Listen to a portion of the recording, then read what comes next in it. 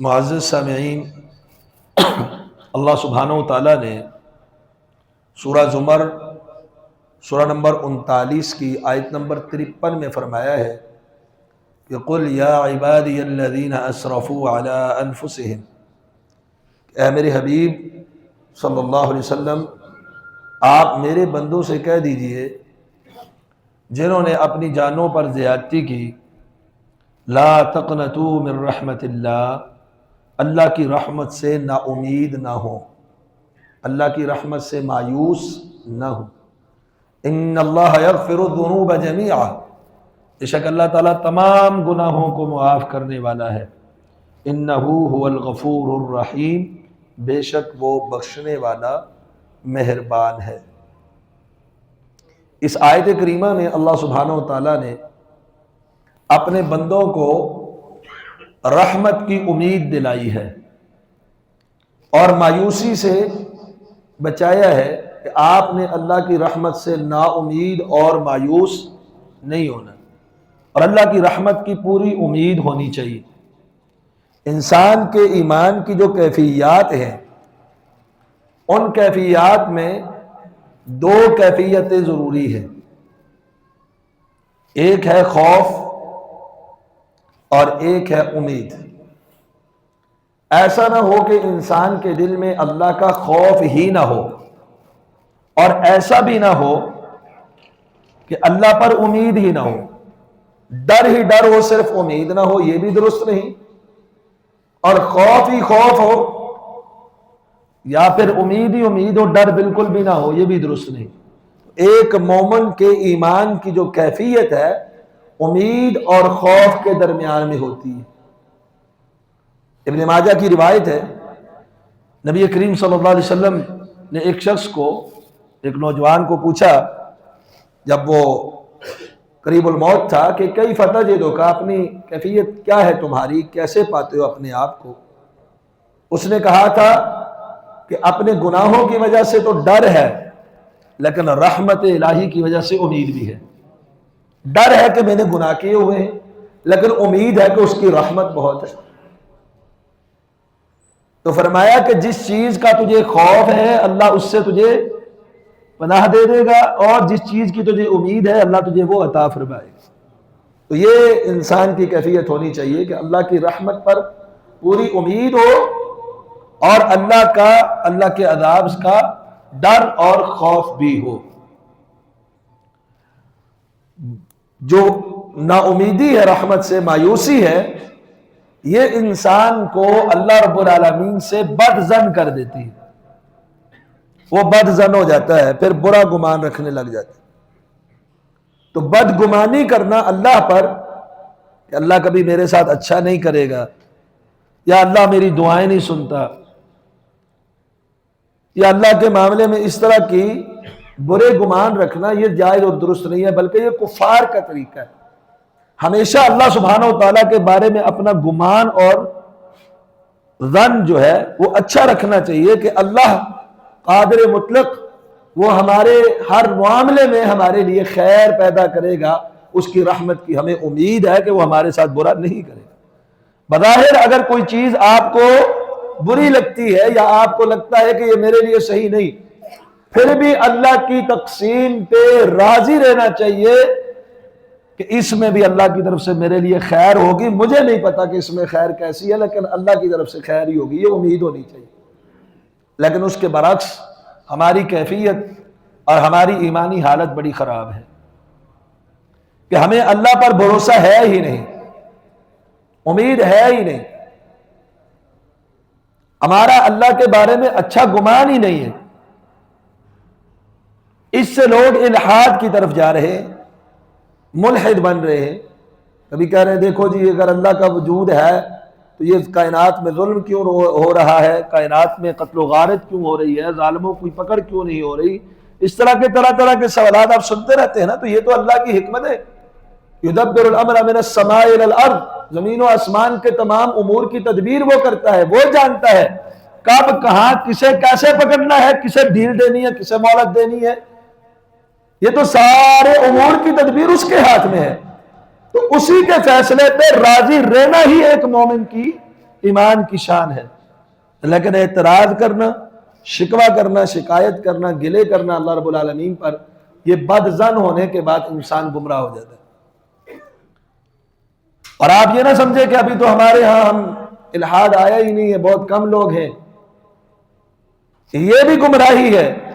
آپ نے دیکھا ہوگا اکثر خواتین میں بھی اور ہمارے مرد حضرات میں بھی اللہ پر گلے اور شکوے کے الفاظ اور بدزنی کے الفاظ عموماً ان کی زبانوں پہ جاری رہتے ہیں. اور جی اللہ دعائیں کر کر کے تھک گیا ہوں، میری سنتا ہی نہیں، اللہ تو میری آج تک سنی ہی نہیں. خواتین اکثر کہتی رہتی ہے نا یہ اللہ پر بدگمانی کہ اللہ میری سنتا ہی نہیں. ممکن ہے اللہ نے اس دعا کے بدلے آپ کی کوئی مصیبت ڈالی ہو، جیسے کہ صحیح حدیث میں اس کو ذخیرہ بنایا ہو، اس کے بدلے کچھ اور بہتر آپ کو عطا کیا ہو. اور جہاں تک عقیدت اللہ سے بد ظن ہونا ہے اور شرک کی دلدل میں پھنسنا ہے، اس سے تو ایمان کا بیڑا غرق ہو جاتا ہے. آپ نے نہیں سنا ہمارے یہاں یہ نظریہ عام عوام کے اندر پایا جاتا ہے، اللہ ساڑیاں سندا نہیں انہاں دیا موڑدا نہیں. یہ کہتے کہ نہیں کہتے؟ اللہ ہماری سنتا ہے کہ نہیں سنتا؟ نماز پڑھتے تو کہتے سمع اللہ لمن حمیدہ، جس نے بھی اس کی تعریف کی اس نے سن لی. اور اللہ خود مخاطب کر رہا ہے، اے میرے بندو جنہوں نے اپنی جانوں پہ ظلم کیا، اپنی جانوں پہ ظلم چاہے کفر کی صورت میں کیا، اب مسلمان ہونا چاہتے ہو، شرک کیا اب توبہ کر کے توحید پہ آنا چاہتے ہو، کوئی اور ظلم کیا اب معافی مانگ کے اپنی اصلاح کرنا چاہتے ہو، لا تقنطوا من رحمت اللہ، اللہ کی رحمت سے نا امید نہ ہونا. اللہ سارے گناہوں کو بخشنے والا ہے. اور یہاں ہمیں سبق یہ پڑھایا گیا ہے اللہ گناہگار دیے سنتا ہی نہیں. ہم گناہگار ہیں، اللہ ہماری سنتا ہی نہیں. جب آپ یہ کنسیپٹ رکھیں گے، یہ ذہنیت رکھیں گے کہ اللہ ہماری سنتا ہی نہیں ہے، اور پھر دعائیں کریں گے، پھر دعائیں قبول ہوں گی؟ آپ نے تو پہلے سے ذہن سازی کی ہوئی ہے کہ اللہ تو میری سنتا ہی نہیں، اللہ تو گنہگاروں کی سنتا ہی نہیں، اللہ تو بڑے صرف نیک لوگوں کی موڑتا نہیں ہے. حالانکہ اللہ نے کئی بار بڑے بڑے نیکوں کی موڑی بھی ہے اور کئی گنہگاروں کی سنی بھی ہے، وہ اس کی مرضیاں، کبھی گنہگار کی سن لے کبھی نیک کی سن لے. لیکن جب دعا کے اوپر یقین نہ ہو، رحمت کی امید نہ ہو، اللہ کے بارے میں اچھا گمان نہ ہو، پھر وہ دعا قابل قبول ہوتی نہیں ہے. اس لیے اللہ کے اوپر اچھا گمان رکھنا چاہیے کہ میرا اللہ میرے حق میں بہتری فرمائے گا. یہ ایسا عنوان ہے کہ اس کی ضرورت ہے ہمارے ایمان کو. اپنے ایمان کی آبیاری کے لیے یہ ذہن رکھنا بہت ضروری ہے. سیدنا عبداللہ بن مسعود رضی اللہ تعالیٰ عنہ نے فرمایا ہے، مصنف ابن ابی شیبہ کے اندر ان کا قول موجود ہے، فرماتے ہیں کہ مومن کو اگر سب سے بہترین چیز کوئی عطا کی گئی ہے تو وہ اللہ کے بارے میں اچھا گمان ہے. یہ کیفیت جس مومن کو مل جائے نا، اس سے اعلیٰ کیفیت کوئی نہیں، کہ اسے اللہ پہ اچھا گمان ہوتا ہے کہ میرا اللہ میرے ساتھ اچھا ہی کرے گا، میرا اللہ میرے ساتھ خیر کا ہی معاملہ فرمائے گا. اس سے سکون ہے، غم ختم، پریشانی ختم، ڈپریشن ختم، آنے والی کسی آفت کا خوف ختم. جو بھی چیز ہوگی اللہ پہ اچھا گمان لگائے ہوئے بیٹھے گا، مجھے کیا پریشانی، میرا اللہ میرے ساتھ ہے. تو بد ظن ہونا میں نے کیا کہا تھا کس کا کام ہے؟ کفار کا. اللہ سبحانہ و تعالیٰ نے سورہ فتح سورہ نمبر 48 آیت نمبر 6 کیا فرماتے ہیں؟ وَيُعَذِّبَ اللَّهُ الْمُنَافِقِينَ وَالْمُنَافِقَاتِ وَالْمُشْرِكِينَ وَالْمُشْرِكَاتِ الظَّانِّينَ بِاللَّهِ ظَنَّ السَّوْءِ. اللہ مشرک مردوں عورتوں اور منافق مردوں عورتوں کو عذاب دے گا. کیوں؟ ان کی ایک صفت بری بیان کی کہ ان کا کیا کام تھا؟ الظَّانِّينَ بِاللَّهِ ظَنَّ السَّوْءِ، وہ اللہ کے بارے میں برا گمان رکھتے تھے. منافقین کہتے تھے یہ حدیبیہ کے موقع پر کہ اب مشرکین ان کو ہلاک کر دیں گے، مسلمانوں نے واپس ہی نہیں آنا، اللہ کے بارے میں برا گمان. اور منافقین بھی کہتے تھے ہم اسلام کو مٹا دیں گے، کفر ہی بلند ہوگا. تو اللہ سبحانہ وتعالیٰ نے فرمایا کہ یہ جو گمان اللہ پر، یظنون باللہ غیر الحق ظن الجاہلیہ، اللہ پر نہ حق جاہلیت والا برا گمان رکھتے ہیں. اور اس کے برعکس ہے مومن اللہ کے بارے میں کیسا گمان رکھتا ہے؟ اشارتاً 3 واقعات آپ کے سامنے رکھتا ہوں، وہ بھی جو آپ کو آتے ہیں صرف اشارتاً. سیدنا موسیٰ علیہ السلام جب بنی اسرائیل کو لے کر نکلے فرعون کی فوج آپ کے تعاقب میں ہے، سامنے دریا ہے، رستہ کوئی نہیں نکلنے کا، مشکل ہے۔ قوم نے کہا انا لمدرکون، تو موسیٰ علیہ السلام نے کیا فرمایا تھا؟ اب دیکھیں آگے جانے کی راہ نہیں ہے، پیچھے مڑنے کی راہ بھی، اور فوج یہ پیچھے سر پہ کھڑی ہے، لشکر پورا، لاؤ لشکر اسلحہ سمیت قوت طاقت میں یہ کمزور نہ ہٹتے، آگے جانے کی رستہ نہیں، پیچھے وہ آگے پہنچ گئے۔ تو قوم نے کہا ابھی تو مارے گئے، پکڑے گئے، لیکن موسیٰ علیہ السلام کو جو رب پہ اچھا گمان تھا، کیا فرمایا؟ کلا، ہرگز نہیں، ان معی ربی سیہدین، میرا رب میرے ساتھ ہے، وہ رستہ دے گا۔ اس کے بعد اللہ نے کیا کہا؟ اپنی لاٹھی مارو، اللہ نے رستہ دے دیا، اللہ کے بارے میں اچھا گمان تھا۔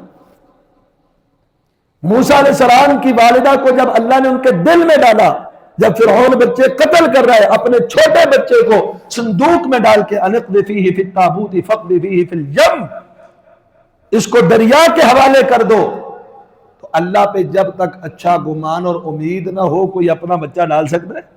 کیسے اپنے لختے جگر کو پانی میں ڈال دیا، اور کس کے بھروسے میں ڈالا؟ یعقوب علیہ السلام ہے، بیٹا بچپن میں گم گیا، جب آ کے دوسرے بیٹوں نے جھوٹ بولا کہ بیڑیا کھا گیا تھا، اس وقت بھی کہا فصبر جمیل۔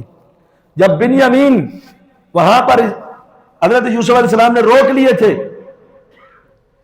وہ قافلے کا سارا واقعہ آپ کے ذہن میں ہوگا، تو جب دوسرے بیٹے کی خبر آئی کہ اب بنیامین کو بھی روک لیا گیا ہے، تو زبان پہ الفاظ کیا ہے؟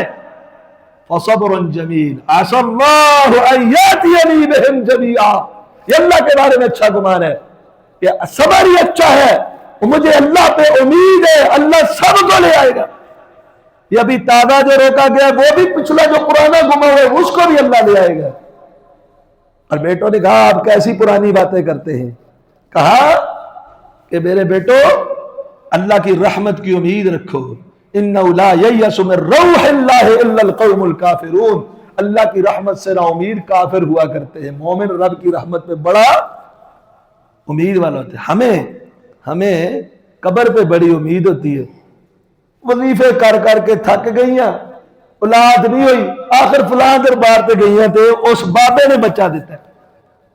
بتوں سے تجھے امیدیں، خدا سے نا امیدی، بتا تو صحیح اور کافری کیا ہے؟ تو ہماری امیدیں درختوں سے جڑی ہیں، دھاگوں سے جڑی ہیں، منکوں سے جڑی ہیں، قبروں سے جڑی ہیں۔ کالی ہنڈیا ہماری نظر سے بچانے والی بن جاتی ہے، کبھی کالا داغا بخار سے بچانے والا بن جاتا ہے، کبھی کیا اور کبھی کیا توہمات ہے۔ رب پہ امید نہیں ہے، اچھا گمان نہیں ہے، پھر امیدیں پتھروں سے جڑ گئی، درختوں سے جڑ گئی، مردوں سے جڑ گئی، داغوں منکوں سے جڑ گئی، کالی جوتی سے جڑ گئی، گاڑی کے آگے جوتی لگا دیتا ہے، اس سے ایکسیڈنٹ نہیں ہوگا، رب پہ کوئی امید نہیں، جوتی پہ امید لگا کے بیٹھ گیا۔ تو یہ کفار کا شیوا ہے کہ رب سے نہ امید ہونا، مایوس ہونا، اس کے بارے میں اچھا گمان نہ ہونا کہ وہ میرے ساتھ اچھا کرے گا، وہ مجھ سے برا نہیں ہونے دے گا، میرے لیے خیر کا معاملہ فرمائے گا، یہ مومن کا شیوا ہی نہیں۔ جامع صحیح البخاری میں حدیث نمبر 7406 ہے۔ اب اگر جو برا گمان رکھتا ہے نا پھر ان کے ساتھ ایسا ہوتا بھی ہے۔ اب جامع صحیح البخاری کی حدیث کا پہلا جو نبی علیہ السلام نے کیا فرمایا؟ انا عند ظن عبدی بی، اللہ تعالیٰ فرماتے ہیں میں اپنے بندے کے گمان کے مطابق ہوتا ہوں، اگر میرے بارے میں اس کا گمان اچھا ہے تو میں اس کے ساتھ کیا کروں گا، اگر گمان برا کہ ساڑیاں سنتا نہیں پھر رب سنے گا، جیسا میرے بارے میں ذہن رکھے گا ویسا اس کے ساتھ معاملہ کروں گا۔ اور یہی حدیث صحیح ابن حبان میں موجود ہے، حدیث نمبر 633۔ نبی کریم صلی اللہ علیہ وسلم نے فرمایا، اللہ تعالیٰ فرماتے ہیں کہ میں اپنے بندے کے گمان کے مطابق اس کے ساتھ معاملہ کرتا ہوں، اس کو جو چاہے میرے بارے میں گمان رکھ لے۔ اور 639 نمبر حدیث ہے صحیح ابن حبان کی، ان ظن خیرا فلہ وان ظن شرا فلہ، اگر میرے بندے نے میرے بارے میں اچھا گمان رکھا اس کے لیے یہی ہے، یعنی وہی اچھائی ہے، اگر میرے بندے نے میرے بارے میں برا گمان رکھا تو پھر اس کے لیے کیا ہے؟ برائی۔ تو کتنا خطرناک کام ہے اللہ سے بد ظن ہونا۔ جو بندہ اللہ سے بد ظن ہو جائے نا، پھر جیسا اس کا ذہن اللہ کے بارے میں ہوتا ہے اللہ اس کے ساتھ ویسا ہی کرتا ہے۔ اسے کہتے ہیں نا اللہ ہماری سنتا نہیں، تو نہیں سنتا. پھر اسے کہتے ہیں نا اللہ مجھے تباہ کرے گا، پتہ نہیں خوف ہے، پتہ نہیں کیا ہو جائے گا، کھائیں گے کہاں سے، کمائیں گے کہاں سے. پھر اللہ کہتا ہے جاؤ پھر. جیسا رب پہ گمان ویسا رب کا معاملہ. ان ظن خیرا فلہ وان ظن شرا فلہ. اور خصوصاً جب انسان کی موت کا وقت قریب ہو، دنیا سے جا رہا ہو، اس وقت تو زیادہ اللہ پہ امیدیں ہونی چاہیے کہ میں دنیا چھوڑ کے رب کا مہمان بن رہا. مسند امام احمد کے اندر روایت موجود ہے اور صحیح ابن حبان کے اندر حدیث موجود ہے، حدیث نمبر 636. نبی کریم صلی اللہ علیہ وسلم نے فرمایا لا يموتن احدکم الا وهو يحسن باللہ الظن. تمہیں موت اس حالت میں رہنی چاہیے کہ تمہارا اللہ پہ اچھا گمان ہو. موت، قریب الموت آدمی کے کو کیا ہونا چاہیے؟ اللہ پہ اچھا گمان ہونا چاہیے. ایک تو یہ کہ انسان خود اگر اس کی کوئی ایسی آفت مصیبت آتی ہے یا بیماری آتی ہے یا مرض الموت میں مبتلا ہو جاتا ہے، اسے اپنے رب پہ اچھا گمان ہونا چاہیے. تو یہ تبھی ہوگا جب عام حالات میں بھی رب کے بارے میں اچھا ہی گمان رکھے کہ اللہ میرے ساتھ اچھا معاملہ، آسانی والا بہترین معاملہ فرمائے گا. یہ موت کے وقت یہ کیفیت زیادہ ہونی چاہیے. اور اگر آپ کا کوئی قریب الموت ہے، اسے آپ کو امید دلانی چاہیے کہ آپ اللہ کے بارے میں اچھی امیدیں رکھو، اللہ آپ کے ساتھ اچھا معاملہ فرمائے گا. ہمارے ہاں تو اور بھی ڈراتے رہتے ہیں نا، کہتے اس کو لا الہ الا اللہ نہیں کہنا، تلقین نہیں کرنا کلمے کی. اگر اس نے کہہ دیا نا میں نہیں پڑھتا تو یہ کافر ہو کے مر جائے گا. اب وہ بیچارہ پریشان ہو جاتا ہے. اوپر کھڑے کوئی بیمار ہے تو اس کے اوپر آ کے ایسی ایسی نا امیدی کی باتیں ہم کرتے ہیں کہ اس کی بیماری میں 10 گنا مزید اضافہ ہو جاتا ہے. اللہ کی رحمت کی بات کرو، اسے رحمت کی امید دلاؤ. اس بیماری میں بھی اللہ کی طرف سے خیر ہوگی. نبی اسلام کہتے تھے نا لا بأس طہور، انشاءاللہ کوئی بات نہیں ہے، پریشانی یا بیماری ہے تو کیا ہوا، گناہ پاک ہو رہے ہیں، طہارت ہو رہی ہے، امیدیں دلاؤ. سیدنا عمر بن خطاب رضی اللہ تعالیٰ عنہ جیسی عظیم شخصیت جب انہیں خنجر لگے، پیٹ پھٹا ہوا ہے، بڑی تکلیف میں ہے، ان کے پاس حبر الامہ حضرت عبداللہ بن عباس رضی اللہ تعالیٰ عنہ تشریف لاتے ہیں. جامع صحیح بخاری کے اندر بھی حدیث نمبر 3692 ہے. اور ان کو آ کے امیدیں دلا رہے ہیں. کیا کہہ رہے ہیں؟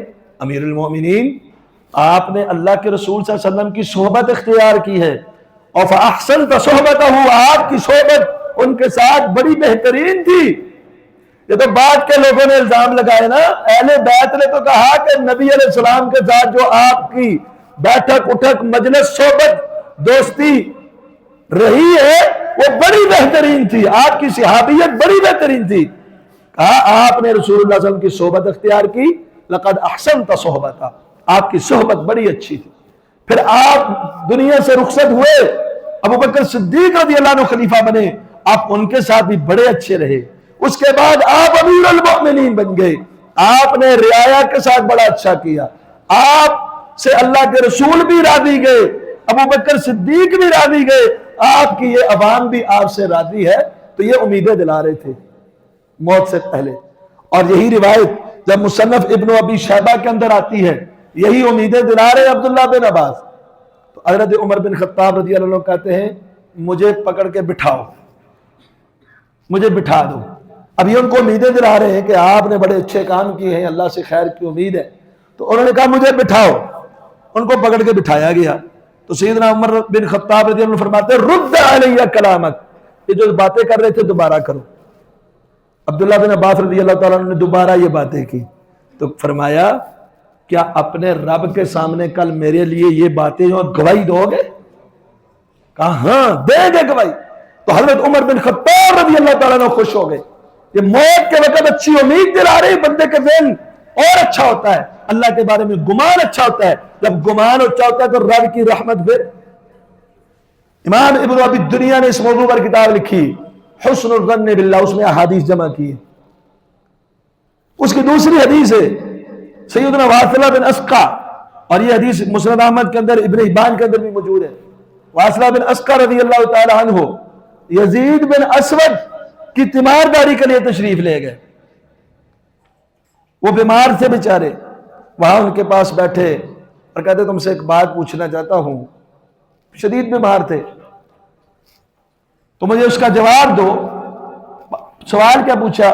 کیف ظنک باللہ، اللہ کے بارے میں تیرا کیا گمان ہے؟ حضرت واصلہ بن اسقع پوچھتے ہیں اللہ کے بارے میں تیرا کیا گمان ہے؟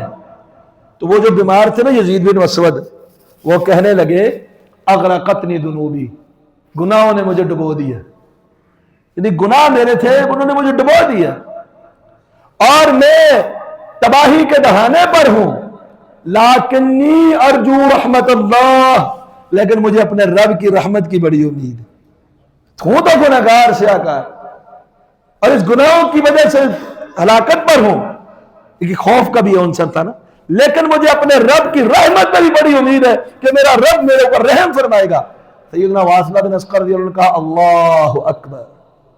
گھر میں جتنے بھی بیٹھے ہوتے سب نے کہا اللہ اکبر.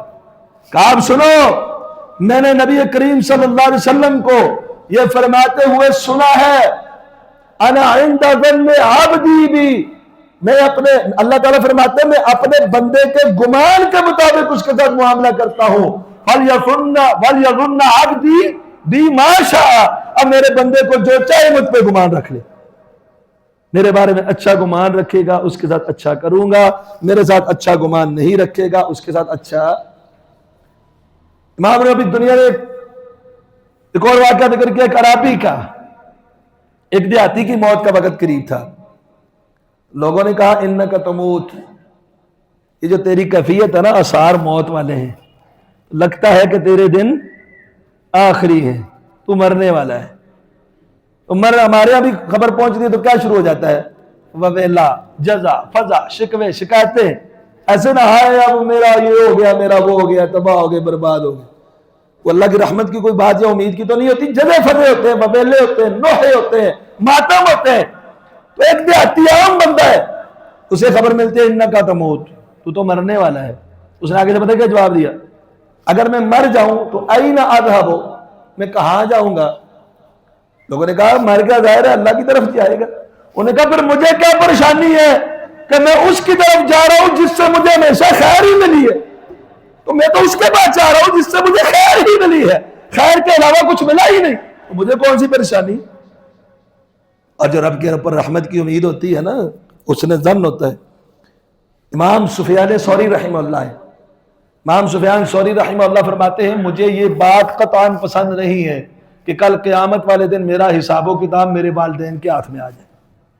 اندازہ کر لیا آپ، ایک بندے کے والدین کے ہاتھ میں اگر حساب و کتاب آ جائے، والدین اس کے ساتھ سختی کریں گے کہ نرمی؟ کوئی اور تو برا کر سکتا ہے لیکن والدین برا کر سکتے ہیں.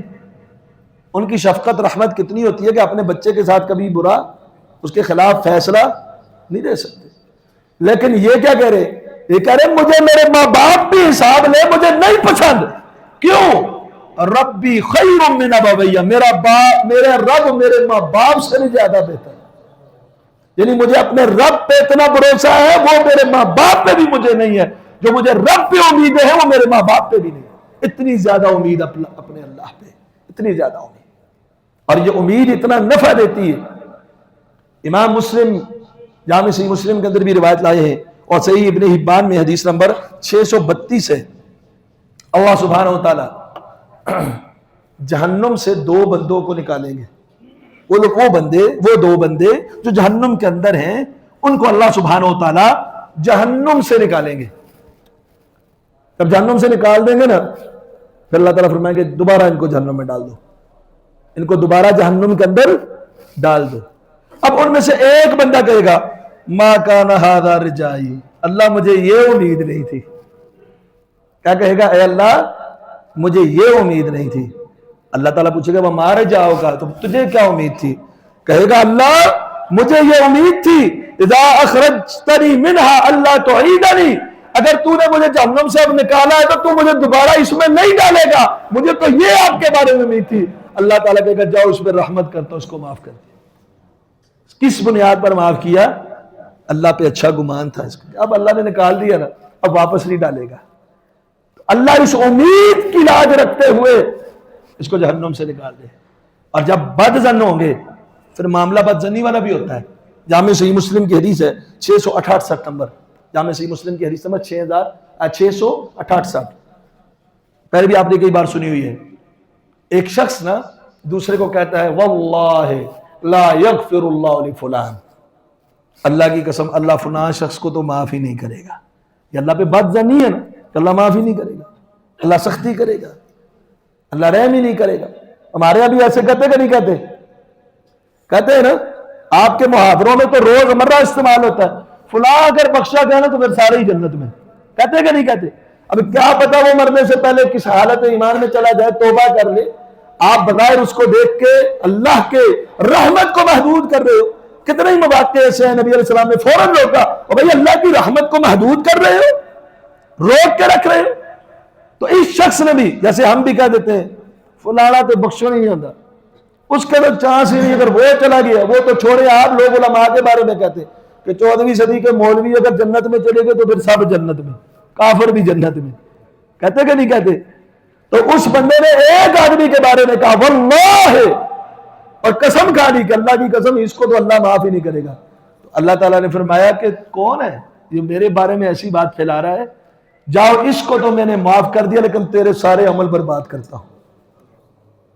وہ عمل کی بربادی کی وجہ یہ جملہ بنا جو اللہ کے بارے میں بدظنی پر مبنی تھا. بدگمانی چھوٹا گناہ. تو اللہ کے بارے میں کیا ہونا چاہیے ہمیں؟ حسن ظن، اچھا گمان. دنیاوی معاملات ہوں تب بھی، اخروی معاملات ہوں تب بھی. اگر دنیا کا کوئی معاملہ ہے نا تو آپ یہ نہ سوچیں کہ بڑا ہو کے بچہ کھائے گا کہاں سے، کمائے گا کہاں سے، وبا پھیلی ہوئی ہے سارے مر جائیں گے ہم، اور بیماری کے اندر ہے تو ہر وقت جزا فضا وبیلا. نہیں، صبر اور اللہ پہ اچھی امیدیں. جب اللہ پہ اچھی امیدیں ہوں گی اور اللہ کی رحمت کی امید کے ساتھ اللہ کے ساتھ اچھا گمان ہوگا کہ میرا رب وہ اس کائنات کے اسرار و رموز سے واقف ہے، وہ جو فیصلہ کر رہا ہے اچھا ہے، اس پہ راضی رہنا جب ہم سیکھ لیں گے تو ہماری زندگی بھی سکون کی ہوگی. اور اللہ سے جیسا ہم گمان کریں گے اللہ تعالی ہمارے ساتھ معاملہ بھی ویسا ہی فرمائیں گے. اقول قولی ھذا استغفر اللہ لی ولکم ولسائر المسلمین. چند گزارشات ہیں. پہلی تو یہ ہے کہ ہمارے ہاں تو یہ ہوتا ہے نا کہ یہ رمضان کا آخری جمعہ جمعۃ الوداع ہوتا ہے. جمعہ تو رمضان میں اگلے سال بھی آئے گا، آپ میں سے یا ہم میں سے کوئی ایک آدھا الوداع ہو جائے گا. ایسے ہی ہے نا، جمعہ نہیں الوداع ہوتا، کوئی نہ کوئی بندہ ہی جائے گا. تو اس لیے اس کے بارے میں یہ ذہن رکھنا کہ آخری جمعے میں ثواب زیادہ ہوتا ہے اور باقی جمعوں کو کم تر سمجھنا، یہ طریقہ درست نہیں ہے. آپ رمضان کے اور رمضان کے علاوہ کے جمعے کے خوب اہتمام کریں، اس کا بڑا اجر و ثواب ہے. جیسے آپ رمضان میں اور اس کے آخری جمعے میں آتے ہیں نا اہتمام کے ساتھ اور اول وقت میں، اس طرح ہر جمعے کو آئیں. ہر جمعے کو ایک ایک قدم پر ایک ایک سال کے قیام کا اور ایک ایک سال کے روزوں کا ثواب اللہ عطا فرما دیتا ہے. ابو داؤد کی صحیح سند کے ساتھ حدیث موجود ہے. دوسرا یہ ہے کہ رمضان گزر گیا، آج آخری دن ہے، تو رمضان میں کی گئی عبادات کی حفاظت کریں. حفاظت کیسے ہوگی کہ بعد میں بھی نمازی بنے.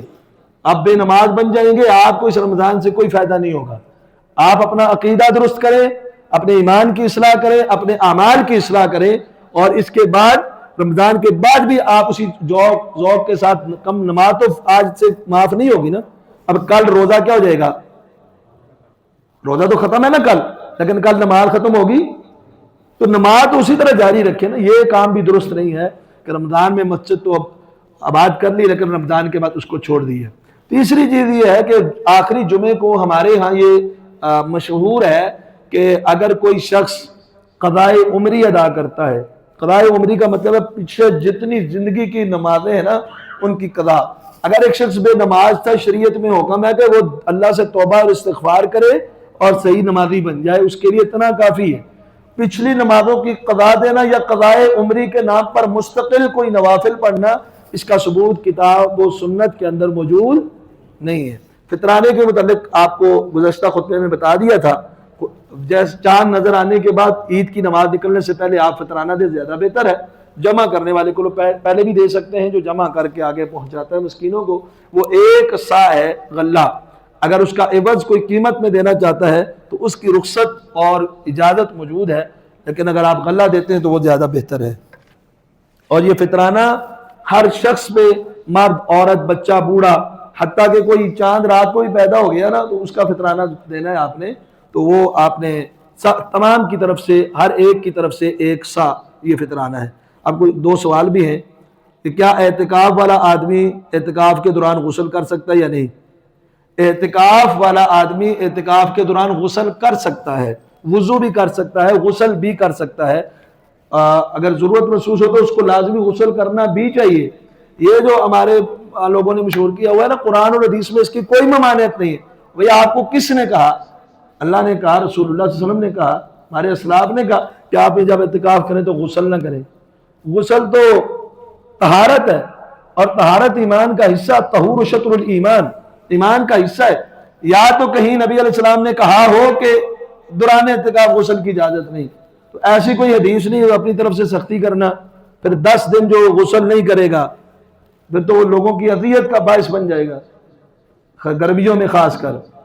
کون کہتا ہے غسل نہیں کرنا؟ بالکل غسل کرنا چاہیے، ضرورت کے تحت لازمی کرنا چاہیے۔ یہ صفائی ہے، جیسے وضو آپ ہر نماز کے لیے تازہ کریں زیادہ بہتر ہے، تو اسی طرح آپ غسل بھی کریں، اس میں کوئی حرج اور کوئی مسئلہ نہیں ہے۔ عید والے دن فوتگی والے گھر فاتحہ کے لیے جاتے ہیں، اس بارے میں رسول اللہ صلی اللہ علیہ وسلم کا حکم مبارک ہے۔